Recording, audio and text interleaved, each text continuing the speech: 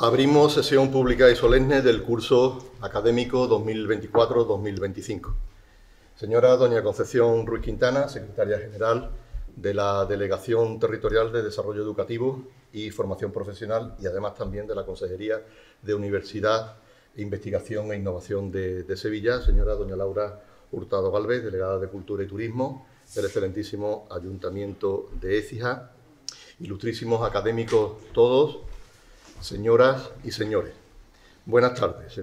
Primeramente, simplemente iniciamos el acto con la intervención de los miembros de esta mesa, con la palabra de doña Laura Hurtado, que va a realizar la salutación de bienvenida. Cuando quiera.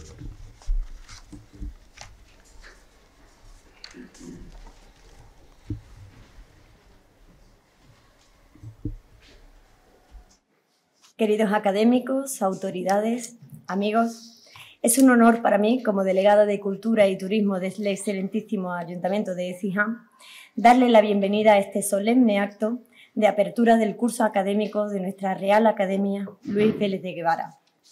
Hoy celebramos no solo el inicio de un nuevo ciclo de aprendizaje y descubrimiento, sino también la rica herencia cultural y patrimonial que esta institución representa para nuestra querida ciudad. Un año muy especial donde conmemoraremos a lo largo de los meses su 70 aniversario.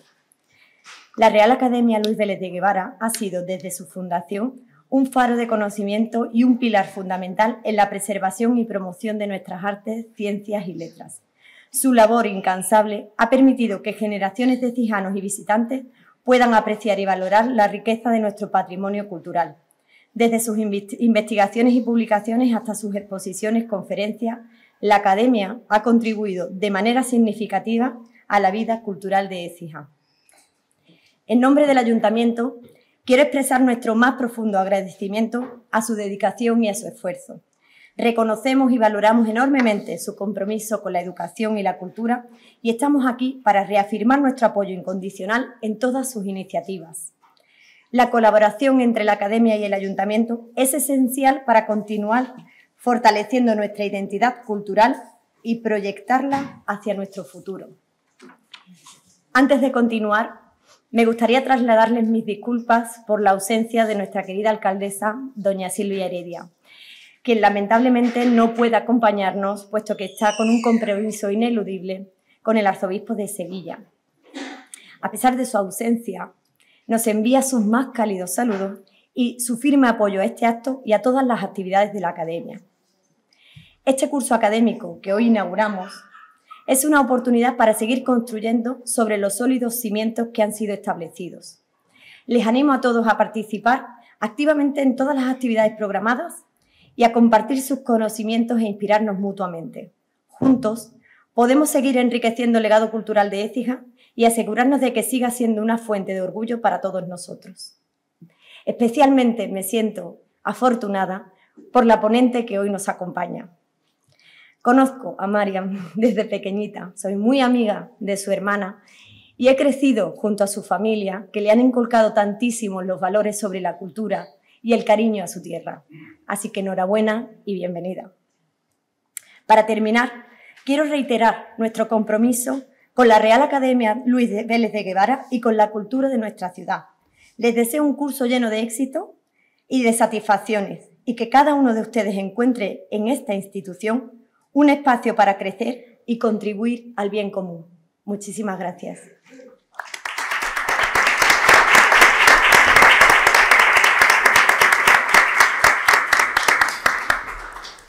Muchas gracias, como siempre, Laura, por tus cariñosas palabras y por tu presencia siempre agradecida en estos actos. A continuación, tiene la palabra doña Concepción Ruiz Quintana, que, como he comentado, es la secretaria general de la Delegación Territorial. Cuando quiera. Como quiera. Pues aquí mismo. Señor presidente de la Real Academia de Ciencias, Bellas Artes y Buenas Letras, Luis de Guevara, señora delegada de Cultura, académicos, autoridades. Si no me levanto, me levanto y me voy. A ver, ¿ahora? Sí. Ahora. Vale. Pues académicos, autoridades, amigos, amigas, Es un honor para mí estar aquí en la celebración del 70 aniversario de esta institución tan emblemática para la ciudad de Écija y para toda la comunidad autónoma andaluza. Es por ello que quiero, antes que nada, agradecer muy sinceramente la invitación realizada a la Consejería de Universidad, Investigación e Innovación, que yo hoy humildemente represento, para estar presente en este acto tan significativo. Las Reales Academias han sido históricamente pilares del conocimiento, de la ciencia, de la cultura, y su legado sigue siendo vital en el desarrollo de nuestra sociedad hoy día. Desde su fundación, la Real Academia de Ciencias, Bellas Artes y Buenas Letras Luis Vélez de Guevara ha sido un faro de conocimiento, creatividad y amor por las letras, por las ciencias y por las artes. Su labor ha contribuido de manera fundamental a la promoción del patrimonio cultural de nuestra región y es por ello que hoy se celebra no solo un aniversario, sino también el gran legado que ha dejado aquí generaciones de académicos y artistas. Quiero expresar el apoyo y la colaboración sincera de la Consejería de Universidad, Investigación e Innovación. Estamos comprometidos con la promoción de la cultura y el desarrollo del talento en nuestra comunidad.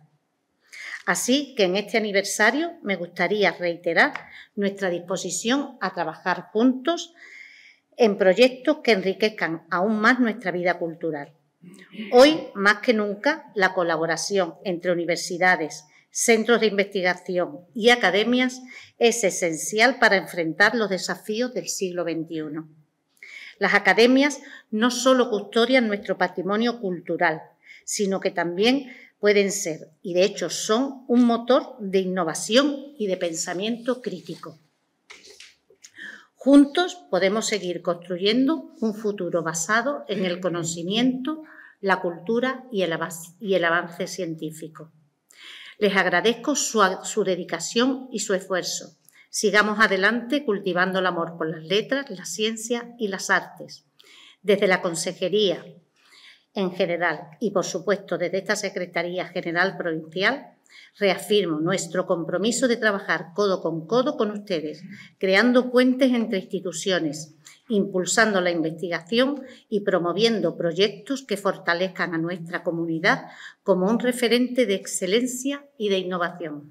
Enhorabuena por estos 70 años y por todos aquellos que han de venir. Gracias por su incansable labor y dedicación.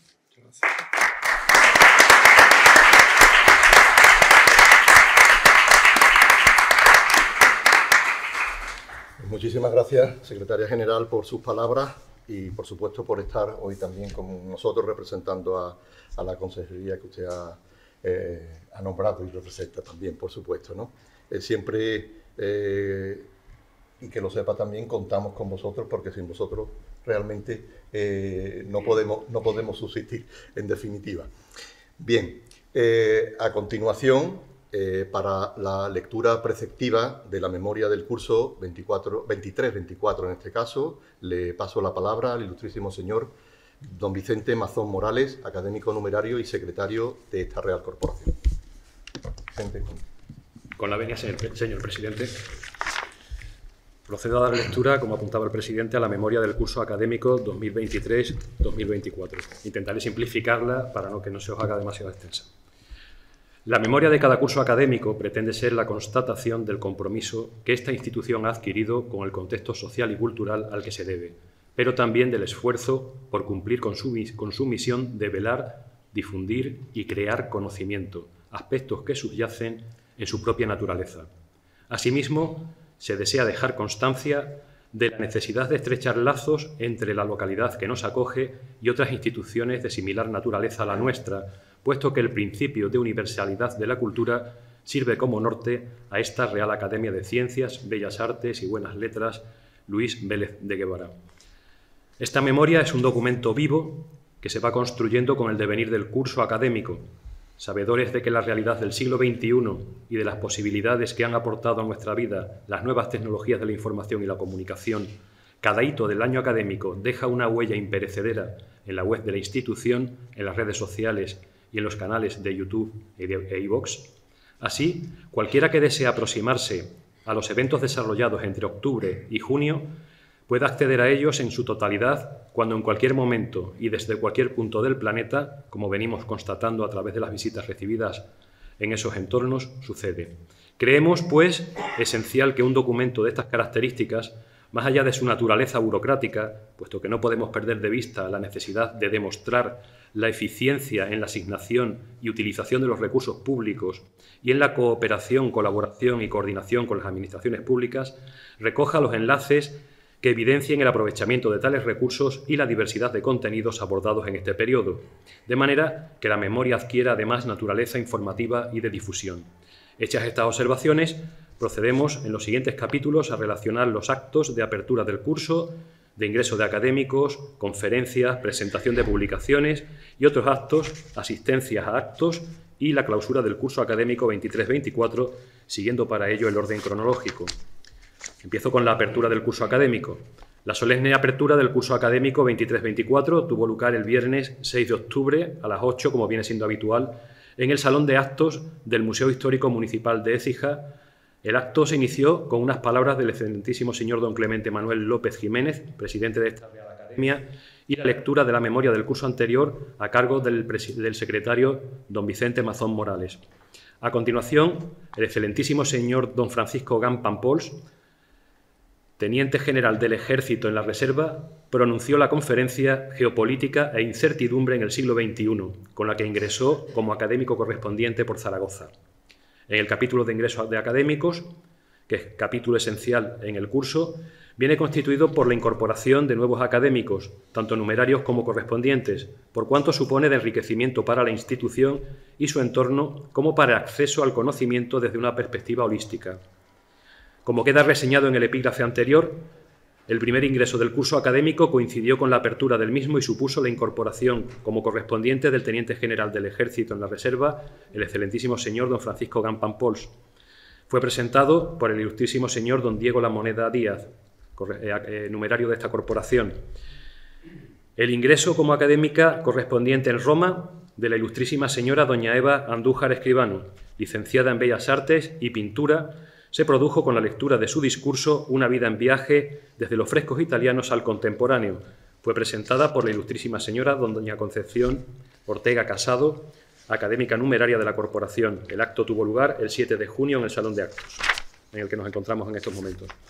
En el capítulo de conferencias, las secciones de Ciencias, Buenas Letras y Bellas Artes se manifiestan de manera clara en este capítulo organizado por la corporación. De este modo se han sucedido las siguientes.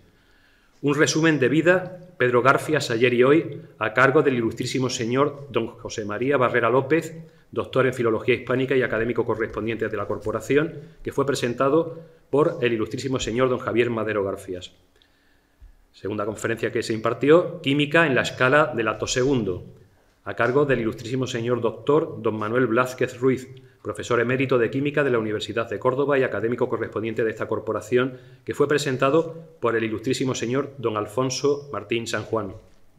El tercer acto fue la traducción de la Biblia y sus contextos culturales originales, a cargo del ilustrísimo señor doctor don Juan Pedro Monferrer Sala, catedrático de Estudios Árabes e Islámicos de la UCO. Fue presentado por el ilustrísimo doctor don Ángel Urbán Fernández, catedrático emérito de Filología griega de la UCO. El siguiente acto en este capítulo es La generación del 98, 125 años después, a cargo del ilustrísimo señor doctor don Miguel Cruz Giraldez, profesor de Literatura Española de la Universidad de Sevilla y académico correspondiente de la corporación. Fue presentado por la ilustrísima señora doña Concepción Ortega Casado, y el acto tuvo lugar el 5 de abril en el Palacio de Alcántara, en la sede de la Academia. Otra de las conferencias, Los conflictos en Oriente Medio, análisis y perspectivas de futuro, a cargo del excelentísimo señor don Miguel Ángel Ballesteros Martín, general de Brigada de Artillería y académico correspondiente de la corporación, que fue presentado por el ilustrísimo señor don Diego La Moneda Díaz. Y la última actividad de este capítulo fue el Teatro San Juan y sus creadores, a cargo del ilustrísimo señor don Fernando Martín San Juan, académico numerario y vicepresidente de la corporación, que fue presentado por el excelentísimo señor doctor don Clemente Manuel López Jiménez, nuestro presidente. El acto tuvo lugar en la sede de la Academia. En el capítulo de presentación de publicaciones y otros actos, una de las apuestas más fuertes de la programación anual de la Real Academia es la publicación o presentación de títulos de diversa temática y en distintos formatos y colecciones, tanto de los que integran la biblioteca de esta corporación como de otras editoriales. El formato tradicional que da acceso al conocimiento es el libro impreso, pero de nuevo en este año se ha querido dar un salto y universalizar el acceso a nuestras publicaciones, haciéndolas accesibles y descargables desde nuestra página web, donde se ha habilitado un espacio específico para ello. Los actos desarrollados en este sentido durante este curso pasado son: presentación de Pureza, poemario inédito del Premio Nobel Juan Ramón Jiménez, y del Secreto de Zenobia, biografía ilustrada sobre Zenobia Camprubí. Para el acto se planificó la conferencia titulada Juan Ramón Jiménez y Zenobia, faros del siglo XX, a cargo de la ilustrísima señora doctora doña Concepción Fernández Berrocal, académica correspondiente, y fue presentada por quien les habla. La siguiente presentación fue la del volumen Humubia. Se trata de una obra literaria colectiva en torno a esta palabra, creada para describir el aroma que sube de la tierra tras la lluvia. El acto corrió a cargo del ilustrísimo señor doctor don Antonio Carvajal Milena, profesor de métrica de la Universidad de Granada, Premio Nacional de Poesía y académico correspondiente de la corporación. Fue presentado por el señor doctor don Dionisio Pérez Venegas, profesor de Lengua y Literatura y prologuista de la obra. Por enfermedad de nuestra correspondiente en Sevilla, la ilustrísima señora doña Rosa Díaz hubo que aplazar la presentación en Écija de su nuevo poemario El Hip Hop de Blanca N. No obstante, antes de ese acto programado para la conmemoración del Día del Libro, la Real Academia estuvo presente en la Feria del Libro de Sevilla para su primera presentación. Durante el curso se realizó además un acto de homenaje al excelentísimo señor don José Valverde Madrid, quien fuera presidente de esta corporación durante los años 1967-1968 y nombrado presidente honorario el 18 de diciembre de 1970. Durante el acto, la familia de don José Valverde Madrid hizo entrega a la Academia de un retrato del homenajeado, así como de un conjunto de medallas que le fueron otorgadas por diversas instituciones. En el acto estuvieron presentes el director de la Real Academia de Ciencias, Bellas Letras y Nobles Artes de Córdoba, don José Cosano Moyano, el académico numerario de la Real Academia de Ciencias, Bellas Letras y Nobles Artes de Córdoba y correspondiente de la ciudad de Écija, don Joaquín Criado Costa, el presidente de la Real Academia de Ciencias, Bellas Artes y Buenas Letras, Luis Vélez de Guevara, don Clemente Manuel López Jiménez, a los que acompañaron los familiares de Valverde, otros miembros de la Academia, así como la señora alcaldesa de Écija, doña Silvia Heredia. El acto tuvo lugar en la sede de nuestra Academia. La Real Academia colaboró además en la exposición de pintura y poesía Naturaleza Escrita, inaugurada el 6 de mayo, en la que participan la ilustrísima señora doña Concepción Ortega Casado, académica numeraria de esta corporación, y los ilustrísimos señores don Manuel Gaete y don José Sarriá, académicos correspondientes. Se trata de la reedición de la exposición que ya llevó a cabo la Academia a mediados de octubre de 2021. Se organizó asimismo la exposición Los poliedros de Alberto Durero en recuerdo a la geometría, de la que es autor el ilustrísimo señor doctor don José María Raya Román, arquitecto y académico correspondiente de la corporación. La exposición permaneció abierta desde el 31 de mayo al 7 de junio de 2024 en las caballerizas del Museo Histórico Municipal de Écija. En el capítulo de asistencia a actos, el presidente ha acudido a las reuniones convocadas por el Instituto de Academias de Andalucía en Antequera el 18 de noviembre de 2023 y en Alaurín de la Torre el 20 de abril. En ellas se han abordado aspectos cruciales sobre la elaboración de los estatutos de las academias, de acuerdo con los cambios normativos actuales, y sobre aspectos esenciales en la gestión económica y administrativa de estas corporaciones. Del mismo modo, estuvo presente en la reunión con el consejero de Universidad, Investigación e Innovación en el mes de abril. Asimismo, ha comparecido en cuantas reuniones de las administraciones locales se le ha convocado para la coordinación de actividades y la gestión de subvenciones. Destaca su presencia activa en la Comisión Local de Patrimonio Histórico con periodicidad mensual. Finalmente, el presidente aceptó la invitación para celebrar el Corpus Christi en Sevilla y asistió como viene siendo habitual. Por otra parte, el 16 de diciembre acudió a la presentación de la inauguración de la exposición de Moreno Galván en la Puebla de Cazalla, parte del Pleno. Cabe destacar que en este año la Casa de Su Majestad el Rey invitó a la Real Academia de Ciencias, Bellas Artes y Buenas Letras, Luis Vélez de Guevara, al almuerzo que ofrecen anualmente Sus Majestades los Reyes de España con motivo de la entrega del Premio Cervantes. Acudió en su representación nuestro presidente. El acto tuvo lugar en el Palacio Real de Madrid el 24 de abril de 2024. Y por fin, el colofón al curso académico llegó el jueves 7 de junio con el acto de clausura del curso académico 23-24, que, como ya se ha reseñado, coincidió con el ingreso como académica correspondiente de la ilustrísima señora doña Eva Andújar Escribano. Muchas gracias. Muchísimas gracias por...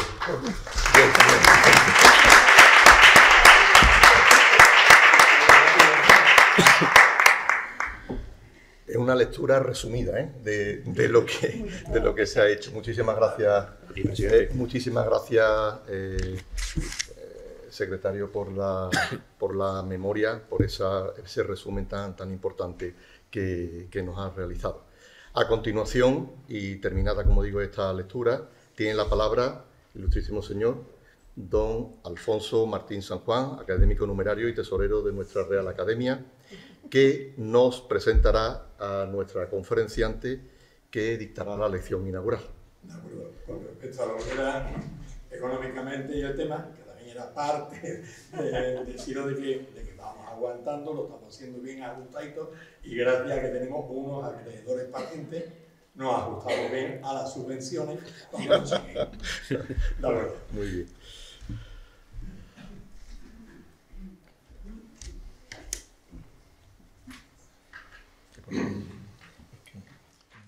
Excelentísimo señor presidente de la Real Academia de Ciencias, Bellas Artes y Buenas Letras, Luis Vélez de Guevara de Écija, ilustrísima secretaria general de la Delegación Territorial, señora delegada de Cultura del Ayuntamiento de Écija, excelentísima conferenciante, señoras y señores presentes, muy buenas noches. Tengo el honor, el placer y el orgullo de presentar a la excelentísima señora doña María de los Ángeles Morón Martín, o como ella prefiere, Marián Morón, tal como es conocida en sus publicaciones, conferencias, así como por sus alumnos, compañeros de universidad, amigos y familiares, entre los que me incluyo. Y digo tal, porque en realidad la he visto literalmente nacer. Sí, nació 2 meses después que mi hija María y en el mismo hospital, donde yo ejercía como radiólogo en el Virgen de las Nieves de Granada en agosto de 1978.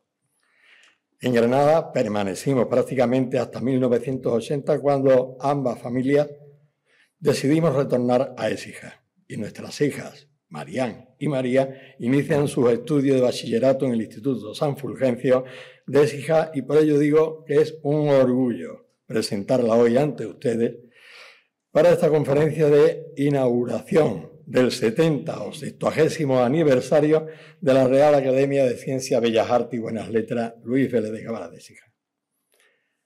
Marián Morón es profesora titular de universidad en la Universidad Pablo de Olavide de Sevilla. Cursó sus estudios de licenciatura en la Universidad de Granada, habiendo realizado una estancia académica, Sócrates Erasmus, en la Universidad de Northumbria y en Newcastle, ambas en el Reino Unido. Trabajó como profesora de español en Francia y gestora de proyectos internacionales hasta que en 2002 cumplimentó los estudios de doctorado en la Universidad de Granada, a la que se incorporó primero como investigadora contratada en el 2003 y luego como profesora en el año 2004. Desde el año 2006 trabaja como profesora en la Universidad Pablo de Olavide de Sevilla. Es doctora en traducción e interpretación por la Universidad de Granada en 2009. Tras defender su tesis doctoral con mención de doctor europeo, con uno de esos estudios pioneros en el contexto europeo para la formación de traductores y expertos en lenguas y comunicación intercultural, donde recibió la calificación cum laude por unanimidad. Su trayectoria docente e investigadora ha estado siempre unida al estudio de la dimensión social de la universidad actual, donde la movilidad y la experiencia internacional resultan claves para el aprendizaje y la proyección profesional del estudiantado. Ha participado, coordinado, hasta en 4 proyectos europeos centrados en la interacción del estudiante universitario, de distintas culturas y tradiciones académicas, abordando la dimensión intercultural y multilingüe de la formación universitaria de dicha perspectiva.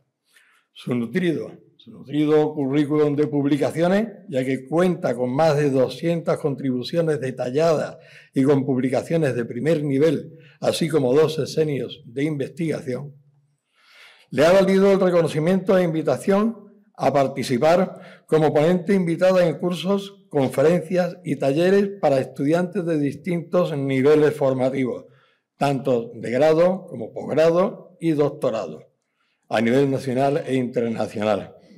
Destacan sus experiencias como formadora de formadores, también en torno a la movilidad y dimensión intercultural de la formación universitaria en universidades y centros de investigación como el de Bélgica, Reino Unido, Alemania, Túnez o Italia. Siempre preocupada por el estudio de la movilidad en sus distintas formas, incluida la movilidad virtual o los programas de internacionalización en casa. Acumula más de una quincena de proyectos de innovación docente como investigadora principal y 2 menciones de excelencia docente en el programa Docencia UPO, este último con mención pública. Ha realizado también estancias de investigación, en universidades de Irlanda, en Alemania y Dinamarca, participando en programas de formación docente en el marco de Programa Erasmus para el profesorado y equipo de investigadores en Reino Unido y Bélgica. Posee un título de máster en marketing digital y ha trabajado en iniciativas de formación interdisciplinar. Perdón, ya se acabó la boca. Como digo, ha trabajado en la iniciativa de formación interdisciplinar especialmente vinculada por la proyección de comunicación y la traducción en otras disciplinas, como es el marketing, la publicidad y otros sectores creativos como el diseño y la moda. En este punto ha codirigido como investigadora principal el proyecto Acoplamiento del Servicio Lingüístico para Internacionalización, financiado por fondos europeos FEDER, UPO, Junta de Andalucía, centrado en la transferencia de los avances de la investigación en los estudios de traducción al sector público. Pertenece al grupo de investigación Interglosia, ON 996, desde su creación en el 17, y antes al grupo de investigación Avanti, de la Universidad de Granada desde 2002. Ha desempeñado el cargo de vicedecana de Relaciones Externas y Comunicación. Ha sido coordinadora de práctica de la Facultad de Humanidades desde el 9 hasta el 2013 y vicerrectora de estudiantes de la UPO desde el 20 al 24. Siempre con las miras puestas en el fomento de la participación del estudiante en la vida académica y universitaria, de la inclusión y de la igualdad, así como de la atención a la salud mental del estudiantado. Ha sido nombrada vicepresidenta del Consejo Andaluz de Estudiantes en abril del 2024 y es miembro del grupo de trabajo, la CRU, Asuntos Estudiantes de Movilidad, Organización y Participación Infantil. Estudiantes, perdona. Y ahora ya, desde mayo del 2024, asumió el cargo de vicerrectora de internacionalización de la UPO y es responsable de las políticas vinculadas con la movilidad, dimensión internacional y cooperación para el desarrollo de la Universidad de Pablo de la Vides. Bueno, el currículum, y lo que sí quiero decirles es que cuando últimamente Marian y yo nos hemos encontrado para comentar esta conferencia acerca de la traducción y su evolución desde sus inicios, me asombró la importancia actual de la misma y cómo la tenemos tan incluida en nuestra sociedad, tanto que ni siquiera nos damos cuenta. Es tan natural como hoy día, por supuesto, que ya todo está traducido, que ya se da por hecho de que la traducción tiene que venir. No llegamos a valorar su importancia. Hace unas décadas o un siglo, las únicas traducciones que existían eran las que hacían o personalmente un individuo o un grupo que traducía algún libro, sobre todo si era científico o literato, pero de fama ya reconocida. Yo recuerdo estudiando medicina que esperábamos que tradujesen algunos de los tratados, Pero hoy día ya la traducción es innata prácticamente en el mismo producto y en 28 idiomas europeos. Se traduce desde prospectos médicos, indicaciones, formularios, guías de usuario, incluso los subtítulos de serie o de las mismas películas y las traducciones simultáneas. Siempre me ha llamado muchísimo la atención cómo en una traducción simultánea en una conferencia o en unos congresos, los traductores profesionales no traducen literalmente, sino que interpretan las frases del conferenciante antes de emitirlas. Le dan vida. Tienen que ser, además de intérpretes, o científicos, o médicos, o incluso en el caso mío, o radiólogos. La terminología era increíble. Al igual que el traductor de un libro o de una novela, no puede ser literal la traducción. Tiene que interpretar el sentimiento del chino que escribió el libro. De acuerdo que actualmente están ayudados por la tecnología que antes no existía. Pero esta tecnología es fría, imparcial. Es en gran parte literal, no interpreta la traducción. El trabajo se ha multiplicado, ya que hay que corregir en gran parte el sentido que las traductoras virtuales pueden darle a una frase determinada. Pero hay que controlar lo que hacen. Se ha multiplicado el número de traducciones, pero también de los traductores tras ellas.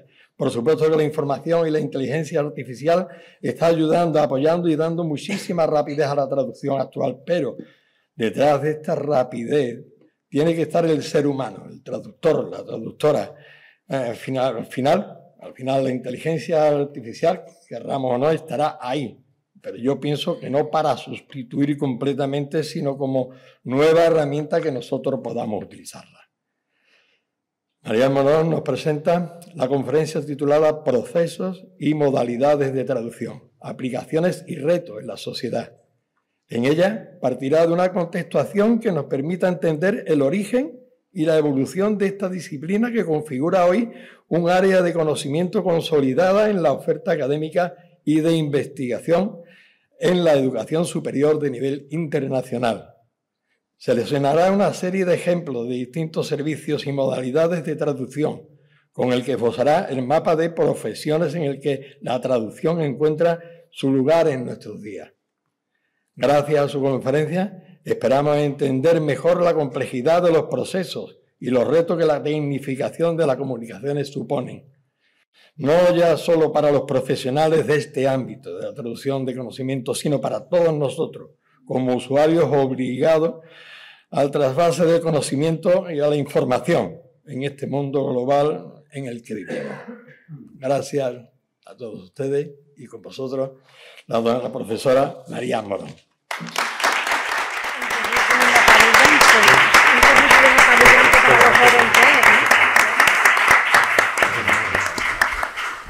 Muchas gracias, Alfonso, por tus palabras de presentación. A continuación tiene la palabra la doctora Morón Martín y como va a proyectar una serie de diapositivas, nosotros vamos a pasar aquí para poder también ver. Muchas gracias, señor don Alfonso Martín San Juan, ilustrísima señora delegada de Cultura y Turismo, excelentísimo señor presidente de la Real Academia, excelentísima señora secretaria general de la Delegación Territorial de Desarrollo Educativo y Formación Profesional, Universidad, Investigación e Innovación, papá, mamá, señoras y señores, amigos, familia, hijos, que habría que sumarlos también a ese currículum que acabas de presentar y que en realidad me abruma más que me halaga en estos momentos. Es un verdadero honor para mí dirigirme a ustedes en esta ocasión, en el 70 aniversario de esta institución y con motivo de la solemne apertura del curso académico 2024-2025. Es un honor que afirmo rotundamente no merecer, pero que agradezco desde lo más profundo de mi corazón por todo lo que supone para mí, pero también por todo lo que supone para los míos. Cuando una nace en el seno de una familia de trabajadores, de una mujer y de un hombre que por motivos diversos no pudieron seguir sus estudios superiores, la academia no es precisamente una institución con la que una persona sueñe de manera natural. Cuando una nace en un pueblo, en una ciudad pequeña, donde la universidad más cercana te hace moverte de tu localidad, separarte de tu círculo y comenzar una andadura sola, una puede entender que no siempre se dé ese paso. Yo fui la primera generación universitaria de una familia de trabajadores, de unos abuelos que labraron los campos, que instalaron los tendidos eléctricos, que forjaron nuestras vasijas de aceite, que educaron a base de lo que tenían, muy buena letra, la forjada a base de la cultura popular y por el afán de seguir adelante. Además de crecer con unos padres que apostaron decididamente por mi educación, esta joven andaluza ha tenido la oportunidad de crecer en una tierra de oportunidades, en una región que apuesta por sus jóvenes y que cuenta a la fecha con 9 universidades públicas y organiza, enlaza, entrama una red donde incluso las familias con menos recursos pueden realizar sus estudios universitarios.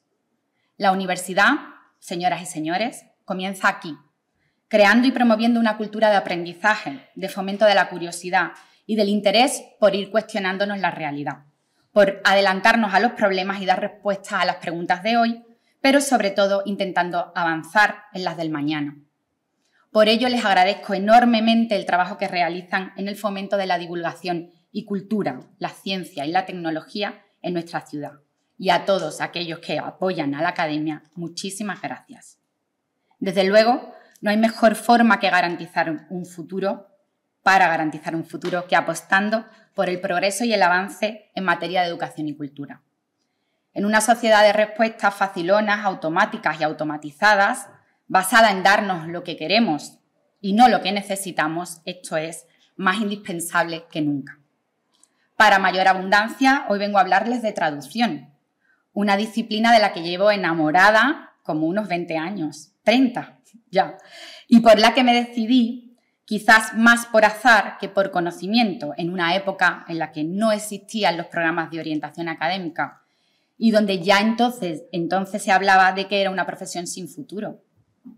Pero yo tuve la suerte de tener a grandes referentes en esta ciudad.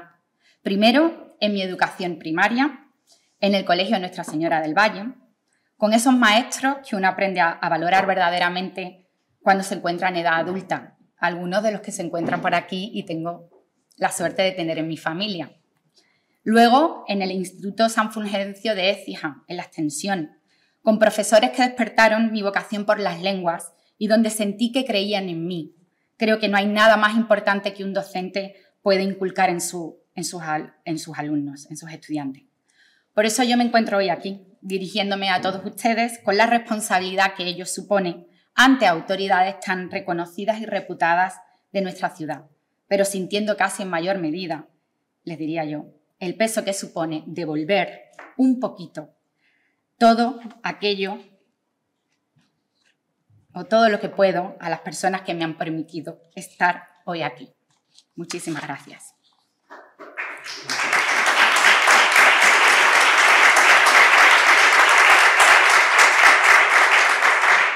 A todos, mis disculpas si esta conferencia no cumple sus expectativas.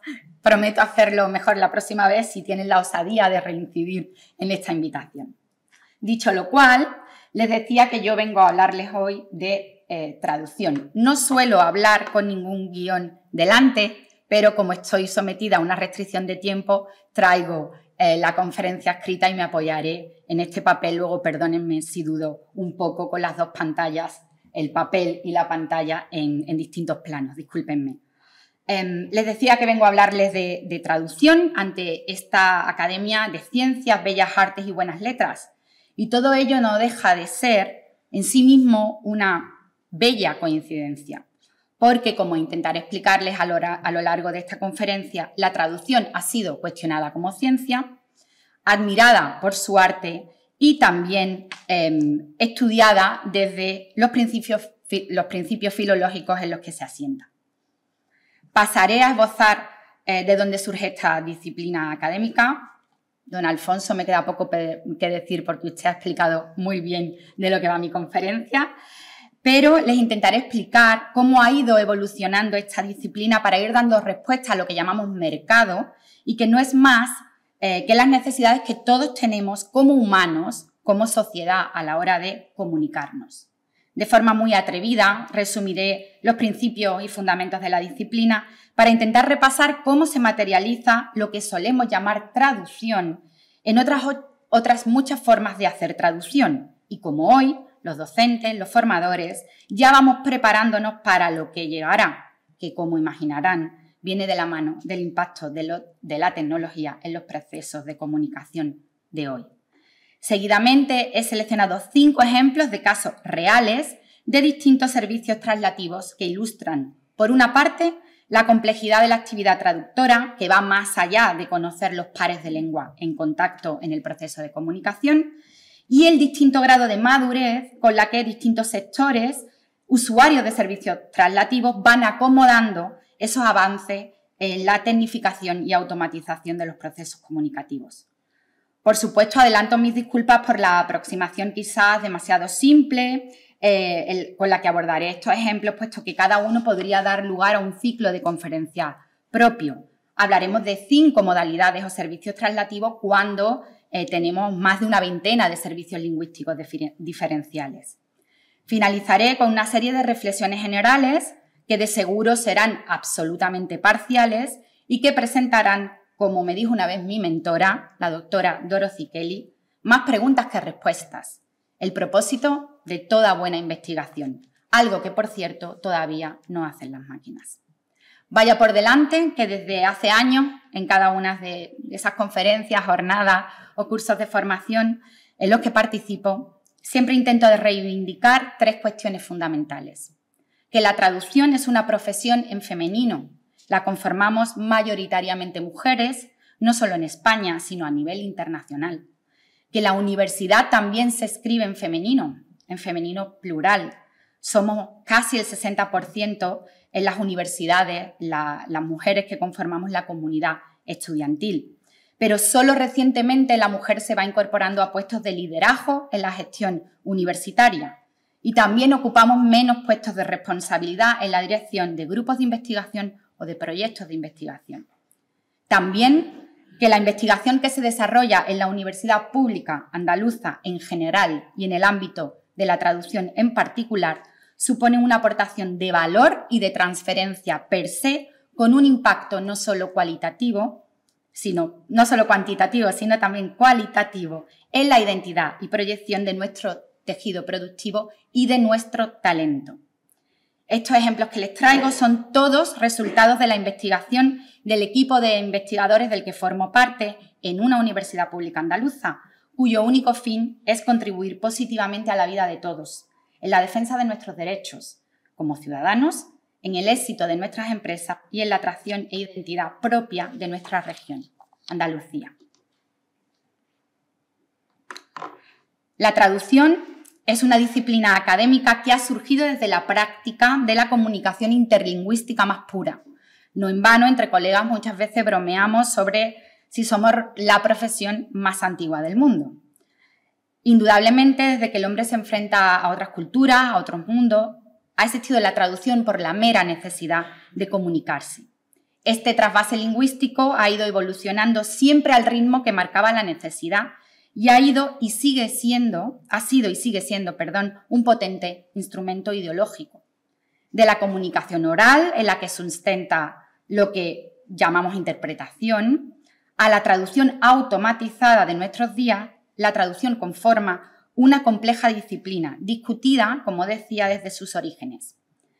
En cierta medida, la traducción siempre ha estado en crisis. Una crisis de identidad que nos lleva acompañando desde que surgiera como disciplina en los años 70, cuando comenzó a hablarse de los estudios de traducción, al escindirse esta rama de conocimiento de la filología, de los estudios lingüísticos de lo que partía.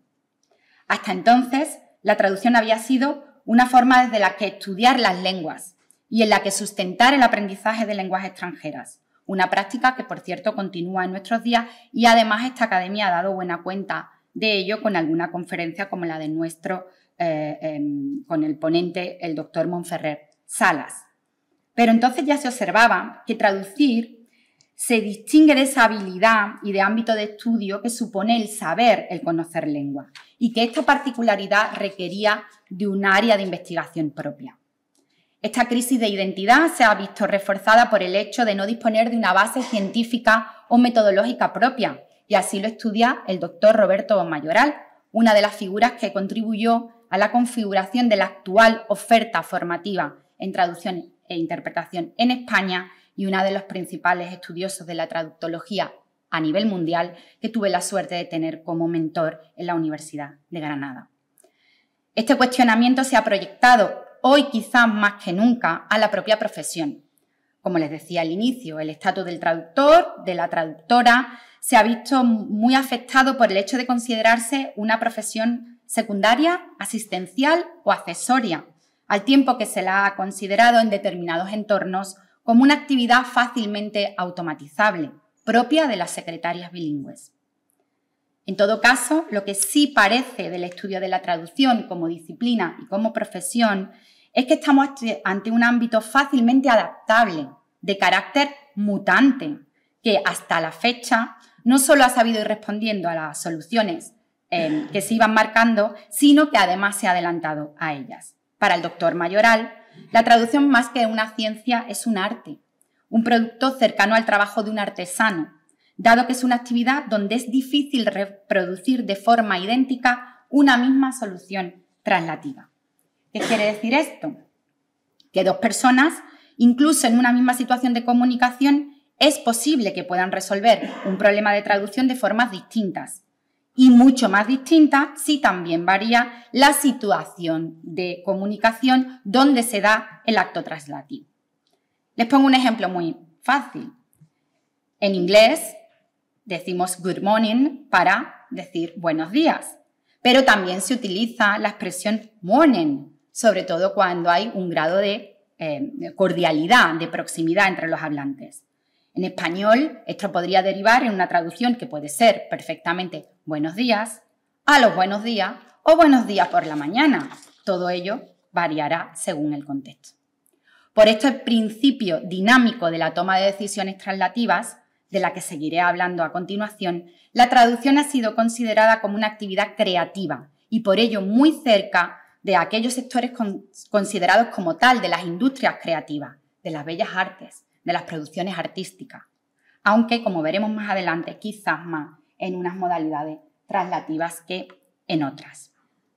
¿De dónde venimos? Pues, como les decía, venimos de la filología, primero de enfoques gramaticales que comparaban distintos pares de lenguas y luego de enfoques textuales que empezaron a contrastar lo que se llaman corpora en traducción, conjuntos de textos, de distintos géneros textuales de diversas lenguas y que hoy configuran un marco teórico fundamental para el estudio de los denominados LLM, Large Language Models, o grandes modelos del lenguaje, como se denomina a los sistemas de inteligencia artificial capaces de comprender y generar lenguaje humano mediante el procesamiento de grandes cantidades de datos.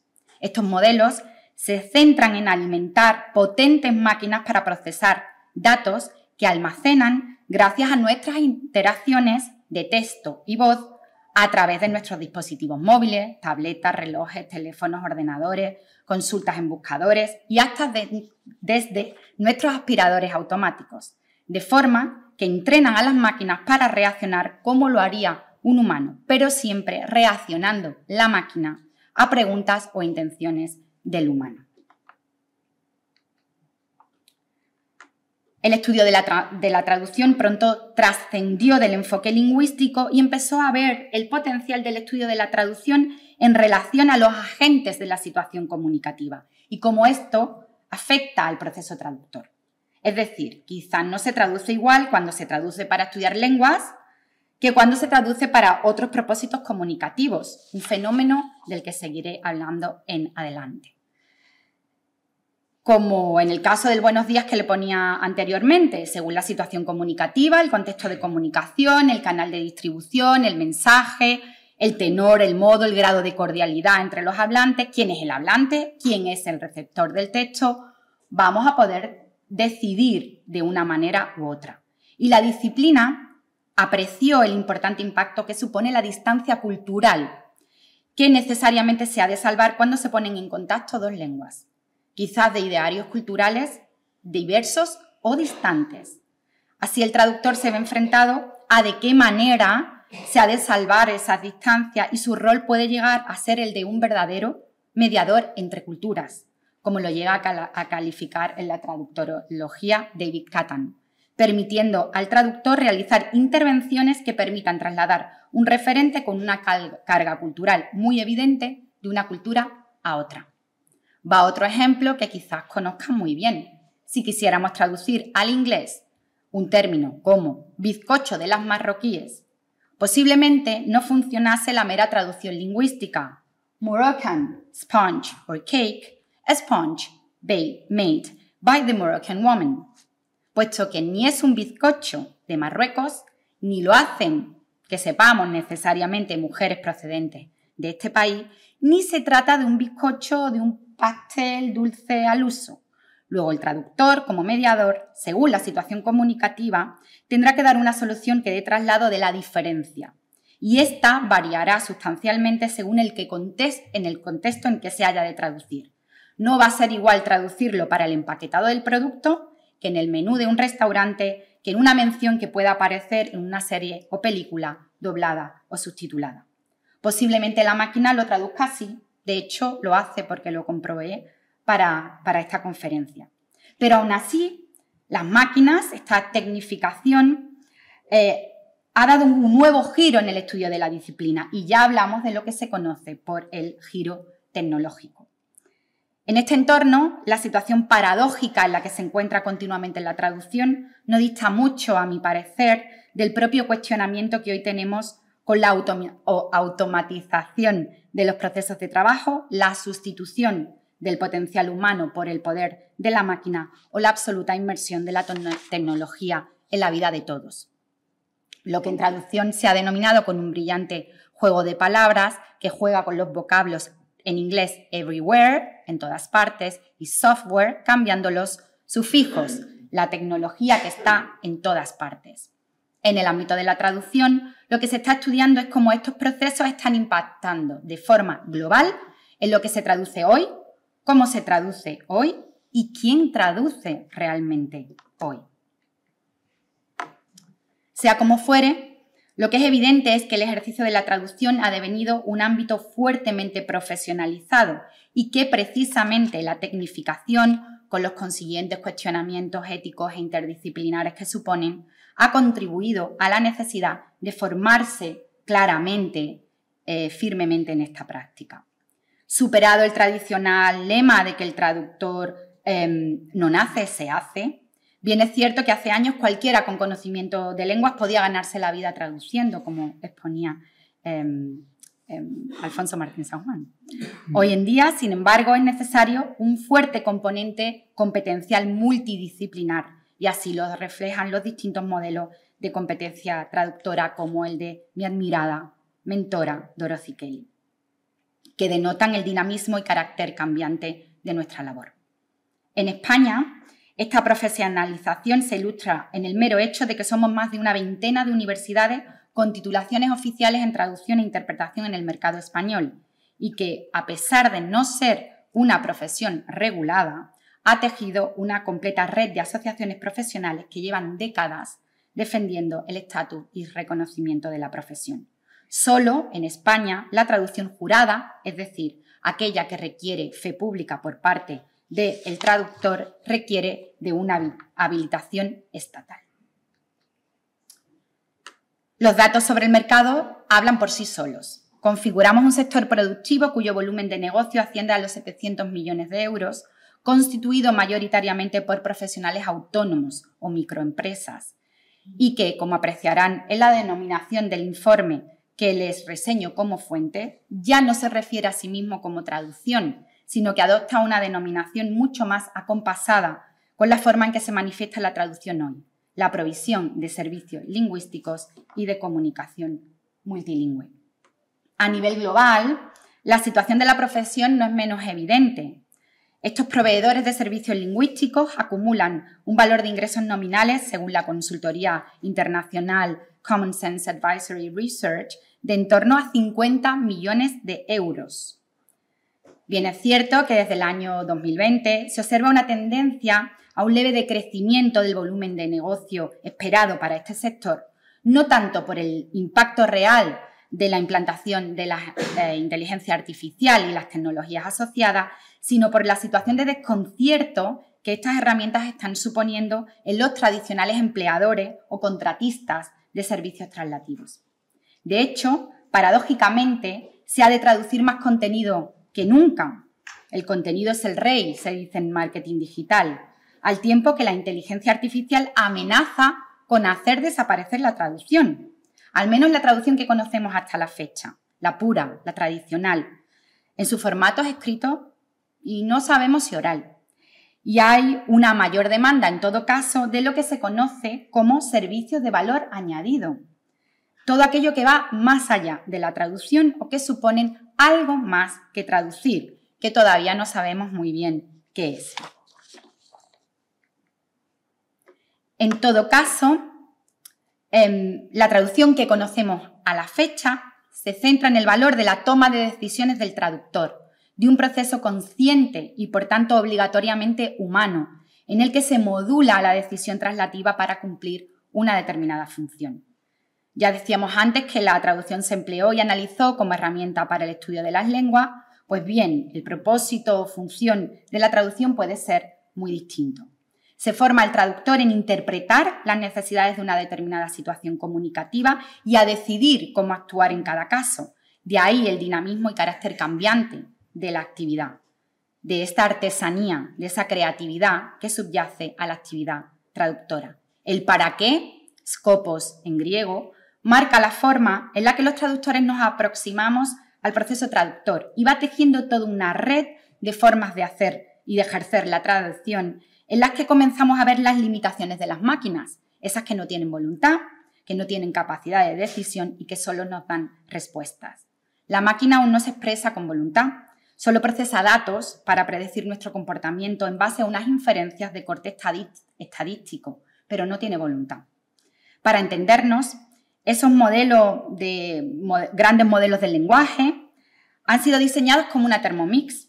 Se la ha programado y se ha ensayado para realizar ejecuciones predeterminadas, pero por mucho que le introduzcamos los ingredientes sin más, la Thermomix no ejecuta la receta sola, necesita de la interacción de un humano. Puede que la Thermomix se lo ponga fácil a quien jamás supo coger un cazo. Puede que le ayude a tener una dieta sana, medianamente completa o todo lo contrario, porque dependerá del uso que haga de ella. Puede que la Thermomix nunca suplante un menú de autor. Es un instrumento, pero no puede adelantarse a la ejecución humana, salvo en aquello para lo que ha sido programada. De ahí que se hable de los loros estocásticos y demás fauna computacional, cuando se intenta describir cómo funcionan estos grandes sistemas informáticos que simplemente devuelven reproducciones de aquello con lo que han sido alimentados.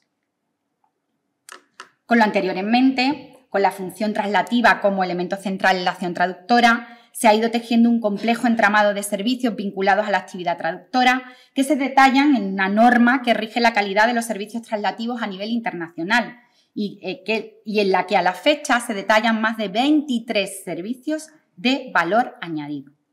A este estándar se suman otros que rigen servicios específicos como la posedición o la revisión humana de textos traducidos con traducción automática o asistida por ordenador. Y poco a poco a esta lista se van incorporando otros servicios o tareas adicionales que complementan y me atrevería a decir modifican el propio perfil del traductor, que asume ahora labores de maquetación de textos, diseño web, posicionamiento en buscadores, asesoría cultural o gestión de contenido multilingüe. Por ello, he seleccionado varios ejemplos que denotan cómo se manifiestan los procesos de traducción en la vida diaria de todos, quizás de una manera poco reconocible para un ojo no entrenado, así como demuestran el grado de implantación y una visión poco ética o con una ética vaga para la integración de las nuevas tecnologías en la práctica de la comunicación. Hemos de afirmar también que la traducción se nos hace cada vez más evidente cuando no ofrece buena letra, es decir, casi que nos preocupamos de la traducción cuando se detecta el error, una tendencia muy humana, por otra parte. Como primer ejemplo, les he seleccionado este, que no es otro que la traducción que se realiza en el seno de la Unión Europea.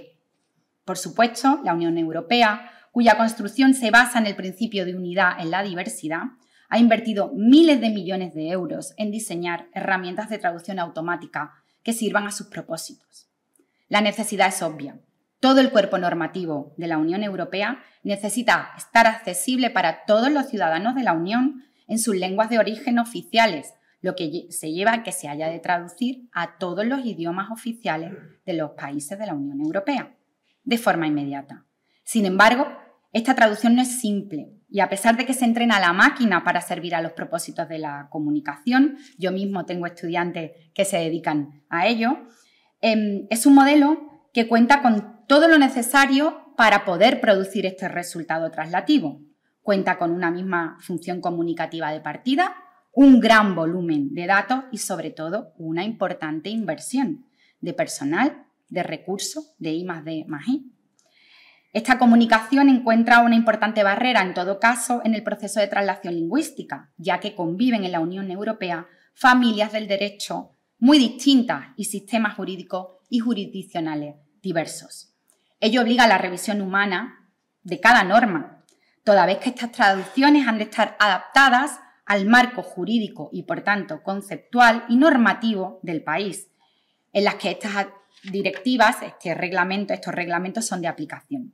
De ahí el trabajo y el rol del cuerpo de juristas lingüistas, que revisan y adaptan cada instrumento legislativo europeo.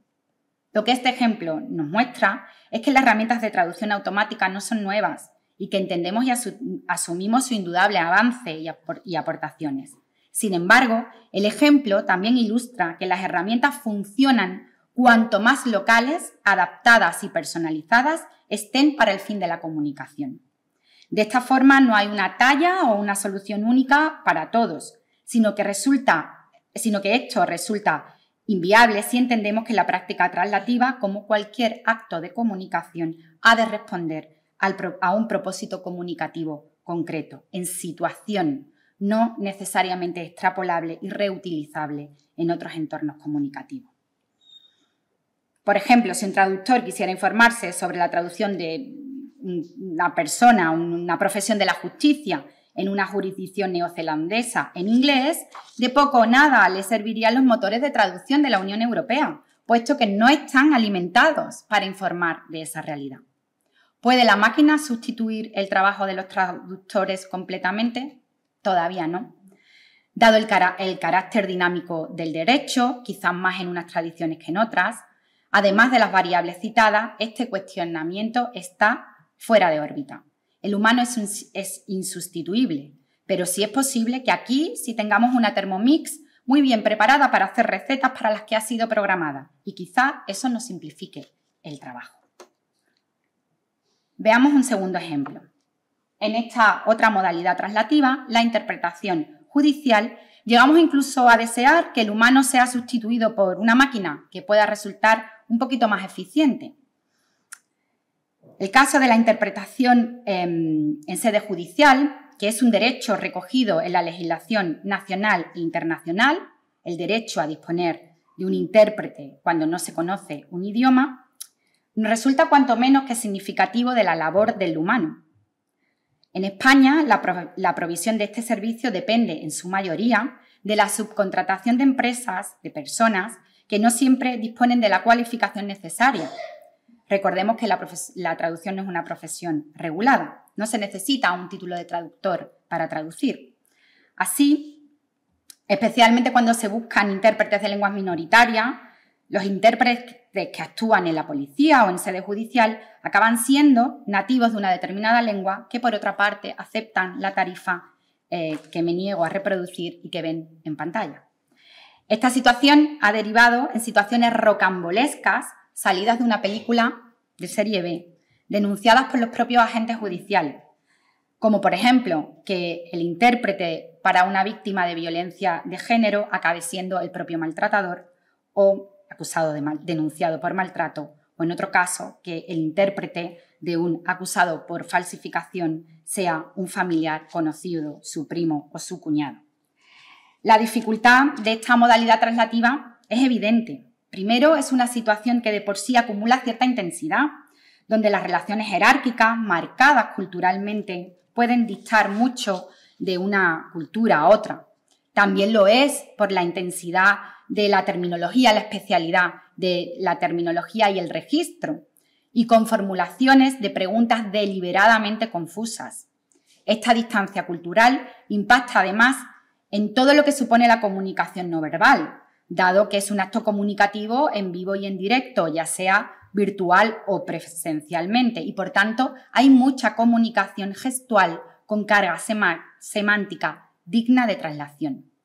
Pero a ello se une, y de una manera muy significativa, la funcionalidad de la traducción, de la interpretación en este contexto, que no es mediar en el procedimiento, ni ayudar a la víctima, al testigo, al acusado, al abogado o al fiscal, sino permitir que todos los agentes actúen bajo el principio de legalidad y puedan ejercer sus derechos en igualdad de condiciones y sin la barrera de la lengua.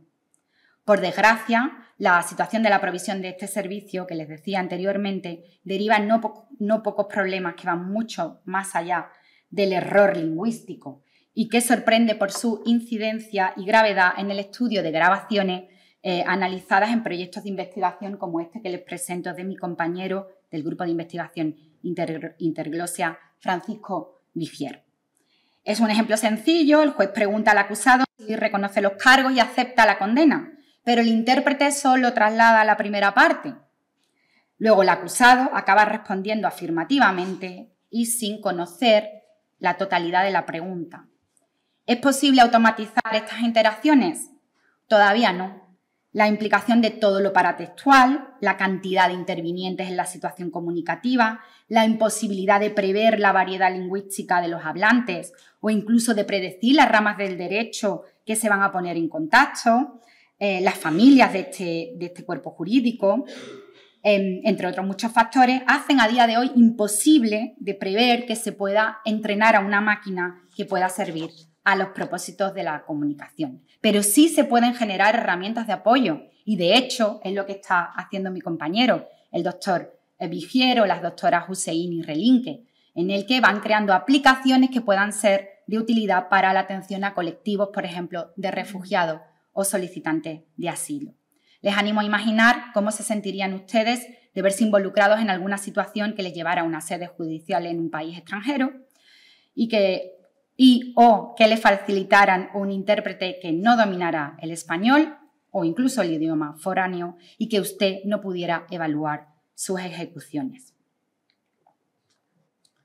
A continuación les pongo un ejemplo que espero, además, que guste a la delegada de Cultura y Turismo, porque se trata de un caso real de hace unos años, en el año 2017, en el Ayuntamiento de Sevilla. Como explica mi compañera, la doctora Relinque, se procedió a realizar una campaña de señalización bilingüe de los lugares de mayor interés turístico de la ciudad de Sevilla. La traducción pronto saltó a las redes, creando no pocas críticas, memes e incluso ridiculizando el trabajo e inversión realizado. Tanto que nosotros, en el área de traducción e interpretación de la Universidad Pablo de Olavide, enviamos un escrito al ayuntamiento para conocer cómo se había desarrollado este proceso, que a todas luces se antojaba deficiente, e informábamos además de las limitaciones detectadas. Pues bien, la respuesta fue que se había contado con gente que sabía idiomas. Les comento simplemente un ejemplo. Fíjense en la traducción de Murallas de la Macarena. La Macarena, como el bizcocho de las marroquíes, de mi ejemplo anterior, es un referente cultural. En efecto, aunque el nombre de la Macarena tiene un discutido origen, no se llama así por la Virgen, sino que hay varias explicaciones que hablan de una etimología que pueda venir del árabe o de la época romana. En el imaginario sevillano se vincula a la Virgen, a la Esperanza Macarena, que también identifica al barrio que se ve rodeado por esas murallas a las que alude el topónimo. Como podrán apreciar, se ha hecho un mero trasvase lingüístico que no da cuenta de la distancia cultural y que asume que el turista foráneo comparte el mismo escenario cultural que el nativo de Sevilla y nada más lejos de la realidad. Este ámbito, el de la traducción turística, Laura, sigue siendo un ámbito poco estudiado en nuestra región. No acaba de recibir el grado de reconocimiento y estudio que requiere, posiblemente por lo acostumbrados que estamos a tolerar el error y porque quizás hasta nos hace gracia, porque total, en España, en Andalucía, tampoco es que hablemos muy bien inglés. En este punto entran en juego varios fenómenos, perdón. La percepción de que cualquiera con conocimiento de idiomas puede traducir profesionalmente en un texto que va a tener una difusión pública y trascendencia internacional, la falta de gestión de los procesos que implican la transferencia lingüística, con una escasa atención a las fases de supervisión y auditoría de calidad, como rigen los estándares en nuestra profesión, y la escasa inversión en herramientas que permitan aproximarse a estos proyectos con una previsión clara que permita conocer y detectar las variables que atañen al proceso traductor y gestionar estos contenidos pertinentemente. Para todo ello ya tenemos recursos y personal, no habría que diseñar nada nuevo. Lo que no controlamos es el impacto que todo esto tiene en el posicionamiento de nuestra imagen, en la identidad que proyectamos al mundo. Y por eso este segundo o cuarto ejemplo. Es el mismo problema de una inferencia cultural o de falta de ella. La tienen en esta cartelería que fue diseñada por la marca España y que se presentó hace unos años en Fitur, la mayor feria de atracción turística a nivel mundial. Como en otros procesos de traducción fuertemente subordinados a la imagen, ahora central, por otra parte, en todos los procesos de comunicación digital, la campaña se lanza sin la debida verificación lingüística y cultural, que aseguraría la calidad del producto final. En principio, parece que la imagen y el texto funcionan sin más. Está muy claro. España marca, Spain marks, tanto que deja marcas en la piel. Pero funciona si entendemos la referencia cultural implícita, que es explícita a ojos de los publicistas de la campaña y posiblemente para nosotros en los recuadros de la propia cartelería. Una imagen de la Virgen en Semana Santa, que emociona, una imagen de una cruz del Camino de Santiago y del sufrir devoto de los peregrinos, una imagen de unas ruinas romanas y unas sandalias con el mismo nombre. Todo ello lleva a trasladar una serie de emociones positivas y una experiencia vivencial que encona con la marca España. Sentimiento, emoción, tradición, cultura, patrimonio. España te marca, sin duda. El problema está en que el verbo to mark, en inglés, tiene una serie de connotaciones no necesariamente positivas en esta lengua.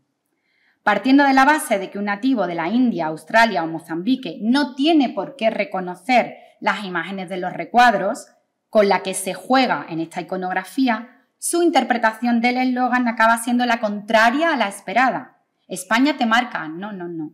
España te traumatiza, que es el significado que adopta el verbo cuando se asocia a imágenes de dolor, el llanto, el dolor de pies o las dolorosas marcas de las sandalias romanas en las piernas, que por otra parte no se denominan así en inglés, serían gladiators sandals, sandalias de gladiador. ¿Son estos procesos automatizables y el humano sustituible por la máquina o simplemente ejecutables por alguien que sepa idiomas? Pues parece que sí. De hecho, es posible que la máquina respondiera de esta misma manera. O quizás efectivamente esto lo ha hecho alguien que sabía idiomas. Pero como resultado, España tuvo que retirar la campaña, pedir disculpas a la comunidad internacional y perder la inversión de más de 2 millones de euros que había supuesto. Todo ello unido al absoluto desprestigio de la marca país que se supone iba a verse reforzada con esta imagen internacional. La problemática es la misma que el ejemplo anterior, una osada confianza en que los conocimientos de lengua extranjera son suficientes para acometer procesos translativos complejos, subordinados a la imagen o con una evidente carga cultural. Y en todo caso, requieren un flujo de trabajo coordinado entre los agentes del equipo, entre publicistas y lingüistas o traductores. Termino con este quinto ejemplo, porque este es el objetivo último de la investigación que desarrollo en la Universidad Pablo de Olavide, el análisis de cómo impacta la traducción como sector bisagra que permite a otros sectores y empresas su proyección internacional. Este ejemplo, como les digo, nos ha permitido en la Universidad Pablo de Olavide realizar procesos en varios proyectos de investigación, procesos de auditoría de la calidad de los contenidos traducidos por las empresas andaluzas para la salida a los mercados internacionales, donde mal que nos pese se sigue usando el inglés como lengua franca y donde los procesos de traducción necesitan ir orientados a trasladar no solo la información de referencia de quiénes son o qué hace una determinada empresa, como ocurría a finales de los años 90 con la web 1.0, sino construir todo un discurso que permita al actual consumidor confiar en la marca y edificar una identidad corporativa que permita a la empresa posicionarse frente a otras en el mercado global en el que compiten. La web de hoy es un complejo entramado de contenidos de distinta naturaleza y formato, de temáticas distintas, donde los contenidos de esta red corporativa se interrelacionan con otros canales de comunicación y difusión, como por ejemplo las redes sociales, donde la interacción con el usuario es continua y una parte esencial de la construcción identitaria. Todo ello complica sobremanera la posibilidad de adoptar soluciones de talla única, de esas que valen para todo, siendo además un absoluto reto de gestión de contenidos responder de manera inmediata a la velocidad con la que se generan y discurren estos contenidos a través de los canales sociales.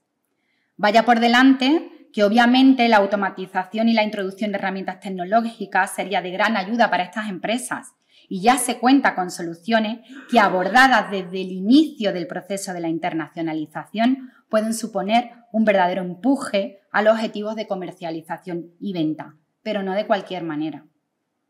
Sin embargo, la traducción en cualquiera de sus manifestaciones suele ser la última parte de los procesos de venta y proyección comercial, de forma que las empresas se lanzan a operar sin una verdadera estrategia lingüística que les permita posicionar sus servicios y productos en el mercado internacional.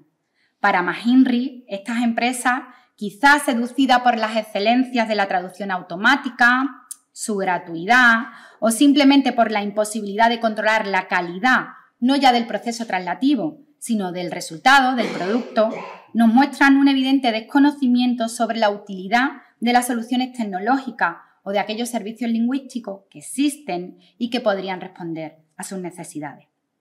Lo que es más grave es que el actual uso que demuestran estas empresas a la hora de utilizar las tecnologías están generando verdaderas barreras para la proyección y crecimiento internacional de nuestro tejido productivo.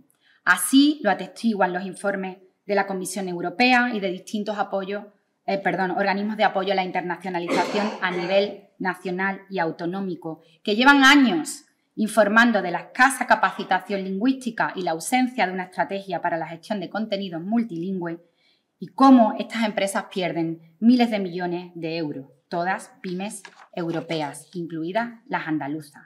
Otro tema es que pongan recursos para solventar la situación. No hay sorpresas para las grandes empresas lo saben, Google lo sabe, la Comisión Europea lo sabe, por eso tienen su propio departamento de traducción y de gestión de contenido. Pero, ¿qué encontramos en las pequeñas empresas? Posiblemente nada, como ven en esta diapositiva, cuando se marca en las casillas de arriba, donde se marcan las banderas, un error también en la localización del producto, servicio que la industria responde a la traducción de contenidos web, no aparece nada. O volvemos a tener una marca que marca, como tienen ahí, es decir, de nuevo una traducción automática, literal, sin filtro de ningún tipo que permitan evitar ese efecto adverso que les decía y lejos de posicionar la marca en el mercado, acabe hundida en él con traducciones sin sentido. No sé si lo ven bien en pantalla, pero aquí a su izquierda verán cómo el envasado al vacío de este jamón acaba siendo, irónicamente, un lanzamiento al vacío de la nada, que sería como se traduce en inglés, emptiness.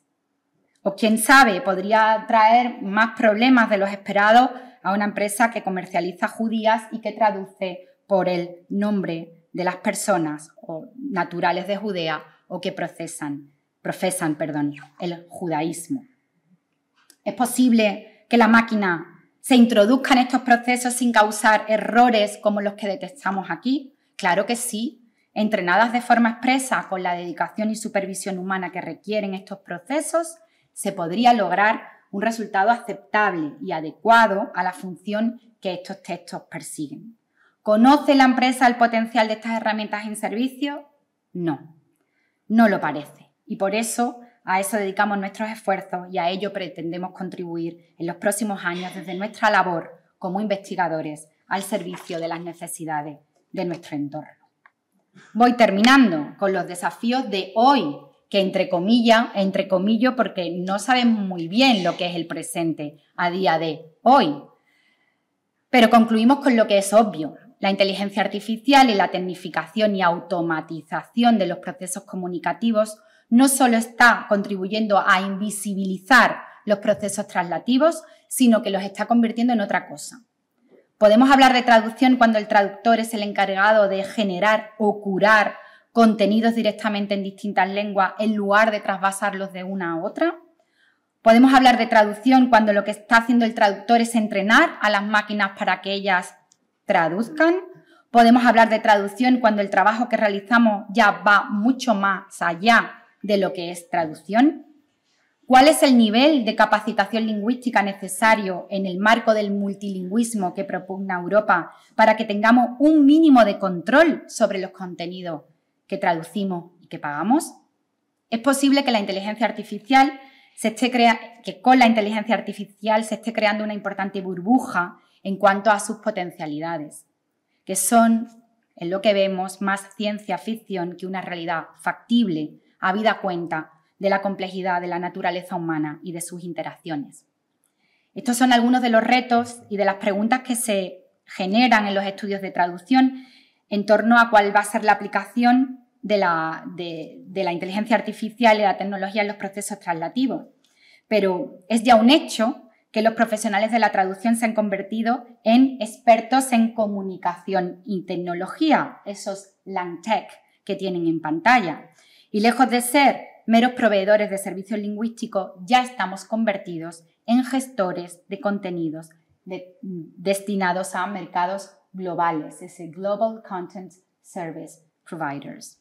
Estamos, pues, ante un momento de reposicionamiento de la marca traducción, que vuelve otra vez a estar envuelta en un proceso crítico de adaptación y que, como ya me trasladaran a mí hace más de 30 años, ahora sí lo he dicho bien, más de 30 años, cuando seleccioné los estudios de traducción, no tenía futuro. Pues no parece que sea así. La traducción, paradójicamente, tiene su futuro, quizás reconvertida en una transdisciplina, en algo distinto, en algo que solo podamos hacer los humanos trabajando con las máquinas, pero con las máquinas a nuestro servicio y no contra nosotros. En todo caso, este debate trasciende los de nuestra propia disciplina y nos lleva a considerar qué sociedad queremos, qué trabajo queremos, qué profesionales queremos y si queremos todo esto.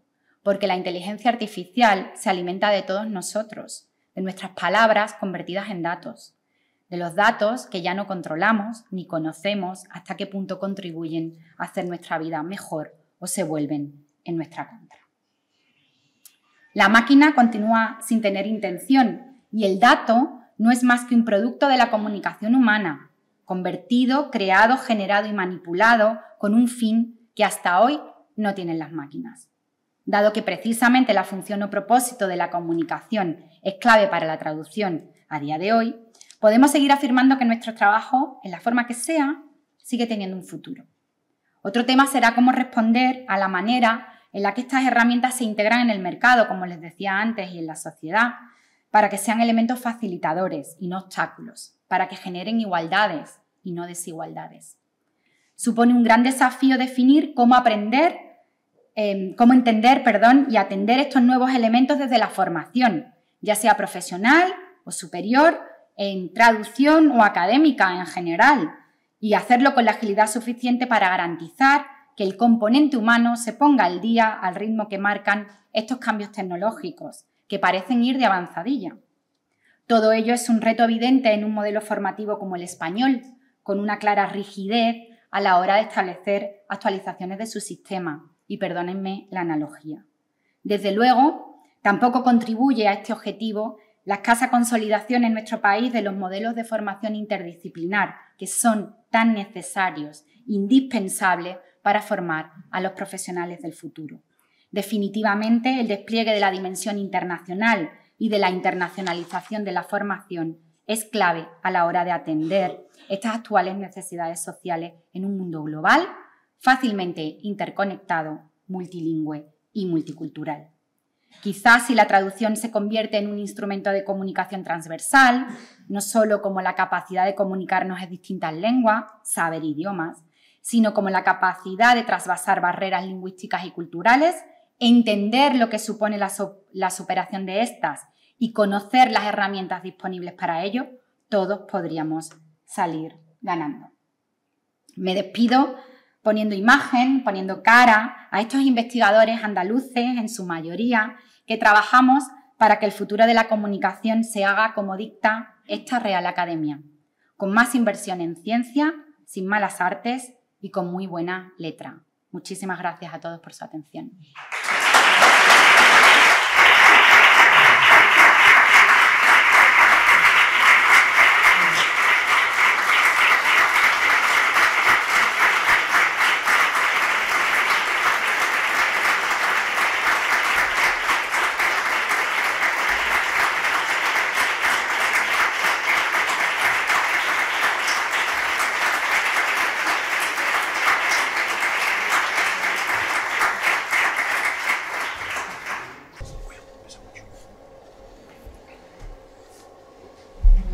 Muchísimas gracias, doctora Morón Martín, por tan magnífica y clarificadora lección magistral con la que nos ha obsequiado en esta inauguración.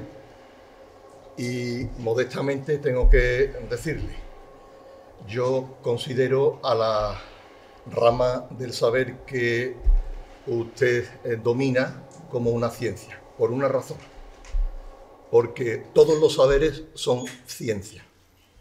Desde su origen. Esa división que se hizo posteriormente entre ciencias y letras ya ha quedado rancia. Se sigue manteniendo, pero ya ha quedado rancia. Y hay una cuestión muy importante que yo creo que ha quedado clara en toda su intervención, a lo largo de toda su intervención. Lo que la ciencia aporta, o las ciencias aportan como razón, es decir, como la búsqueda del objetivo, del resultado claro y evidente, positivista. Por otro lado, hay otras ramas, en este caso las humanidades, que aportan algo que es lo razonable. Y lo razonable es el ingrediente humano que hace que se distingan unos aspectos que van en el sentido en el que usted ha estado comentando todo lo que es necesario y que distingue la intervención humana de la intervención artificial de una máquina. De manera que hoy día, y también ha quedado suficientemente claro, la transversalidad de los saberes, ya sean de una parte de otra, es imprescindible y sin eso no vamos a ningún sitio. De manera que le agradezco personalmente mucho ese discurso porque ha dejado muy claro esta cuestión. Muchísimas gracias. Bien, y para concluir el acto y a su vez abrir formalmente el curso 2024-2025, brevemente, no me voy a extender mucho, tengo que decirles que es un honor para mí dirigirme a ustedes en esta ocasión tan especial en la que celebramos esta inauguración, la inauguración de un nuevo ciclo académico y al mismo tiempo un hito significativo, que es el 70 aniversario de la creación de nuestra amada Academia. Este acto marca no solo un nuevo comienzo, sino también, por supuesto, una profunda reflexión sobre el impacto y la evolución de nuestra institución a lo largo de las décadas. En primer lugar, quiero expresar mi más sincero agradecimiento por su presencia hoy. La asistencia de cada uno de ustedes subraya la importancia de este momento y demuestra el valor que atribuimos a la participación activa en la vida académica y cultural de esta ciudad. Su apoyo es un testimonio de la relevancia continua de nuestra misión y de nuestro compromiso compartido con el avance del conocimiento en todas sus formas, ya que este es un pilar fundamental en la construcción de una sociedad más equitativa y avanzada. Al mirar hacia atrás, en estos 70 años de historia podemos apreciar el legado de excelencia y dedicación que ha definido a nuestra academia gracias al esfuerzo y contribución de los que nos han precedido. Desde sus humildes comienzos hemos crecido y evolucionado, adaptándonos a los cambios culturales, sociales y tecnológicos de nuestra era. Sin embargo, nuestra esencia permanece intacta, una búsqueda constante de saber y un deseo de contribuir positivamente a la sociedad a través de la divulgación del conocimiento y especialmente de la cultura écijana. Vivimos en un momento de cambio rápido y desafíos globales, ya lo hemos dicho muchas veces, donde la información fluye a una velocidad sin precedentes y las barreras tradicionales entre disciplinas se desdibujan. En este contexto, la difusión de los saberes se convierte en un acto de responsabilidad y de gran trascendencia. Nuestra academia no es solo una institución nominativa, sino que es una antorcha del conocimiento y punta de lanza de la cultura écijana, así como un núcleo de reflexión crítica. Nos esforzamos por no solo difundirla, sino también por inspirar a nuestros paisanos a cuestionar, a explorar y a contribuir de manera significativa a la sociedad. Cada investigación, cada proyecto, cada debate es una oportunidad para ampliar nuestros horizontes.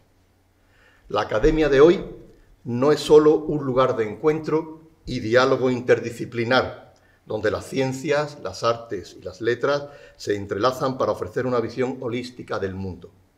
Este enfoque integrado nos permite enfrentar los problemas de nuestra época con creatividad e innovación y nos prepara para aportar soluciones significativas a los retos que enfrenta nuestra sociedad. El ejemplo ha quedado muy claro anteriormente. A lo largo de estos 70 años hemos sido testigos de numerosos avances y transformaciones en el ámbito académico y más allá. Cada uno de estos logros ha sido posible gracias al esfuerzo colectivo de quienes forman parte de esta comunidad. Hoy, al iniciar un nuevo ciclo, renovamos nuestro compromiso con la excelencia y con la misión de fomentar un entorno en el que el conocimiento y la cultura florezcan y enriquezcan nuestras vidas. Les invito a aprovechar esta oportunidad para involucrarse activamente en nuestras actividades, para contribuir con sus ideas y perspectivas y para colaborar en la construcción de un futuro aún más prometedor. Cada uno de nosotros tiene un papel esencial en esta travesía y juntos podemos seguir escribiendo la historia de nuestra academia con pasión y propósito. Agradezco nuevamente y profundamente su presencia y su continuo apoyo y esperamos ofrecer con entusiasmo los posibles logros y contribuciones que se alcancen en los años venideros.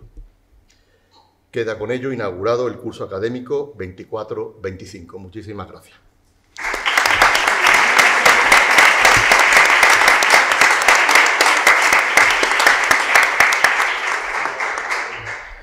Nos ponemos en pie, por favor.